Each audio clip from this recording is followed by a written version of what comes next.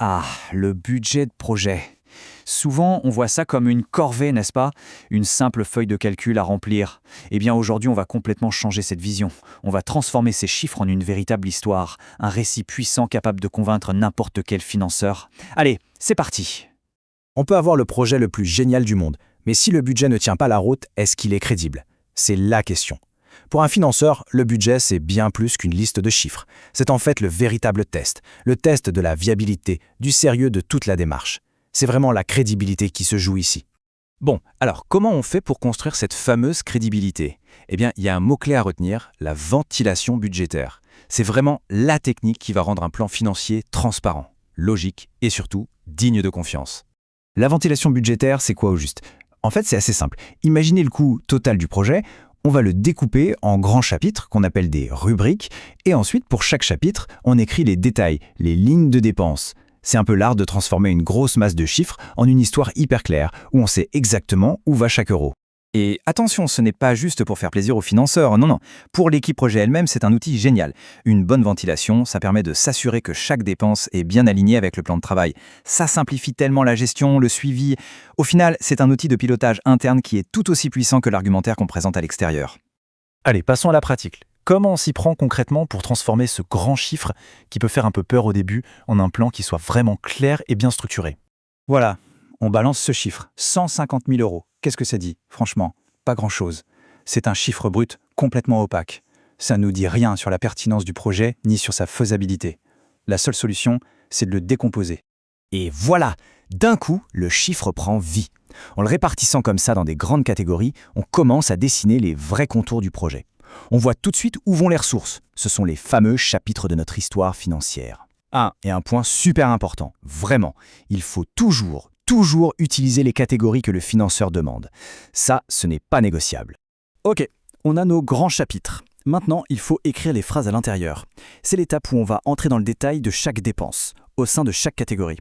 Et là, la précision, c'est la règle d'or. Une bonne ligne budgétaire, c'est presque une petite équation toute simple.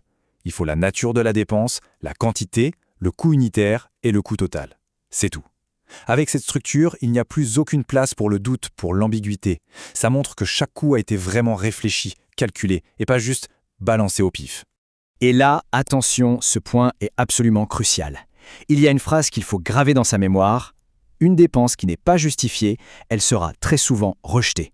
Point. C'est peut-être un peu direct, mais c'est comme ça que ça marche. Chaque dépense, sans exception, doit avoir une justification en béton. Alors, c'est quoi une justification solide? Eh bien, elle repose sur 3 piliers. D'abord, il faut lier le coût à une activité précise du projet. Ensuite, il faut expliquer pourquoi cette dépense est indispensable, pourquoi on ne peut pas s'en passer pour réussir. Et enfin, il faut montrer comment le montant a été estimé. C'est le trio gagnant de la crédibilité. Bon, à cette théorie, passons au concret. Regardons ensemble un exemple pour voir comment tous ces principes s'articulent. C'est vraiment en voyant le système en action qu'on saisit toute sa puissance. Regardez cet exemple, c'est un cas d'école de cohérence. On prend la location du véhicule, la justification est hyper claire, c'est pour l'activité 3.1, pareil pour les per diem des assistants, pour les tablettes. Chaque dépense est directement connectée à une tâche précise du projet. Il n'y a aucune dépense qui flotte toute seule, aucune dépense orpheline.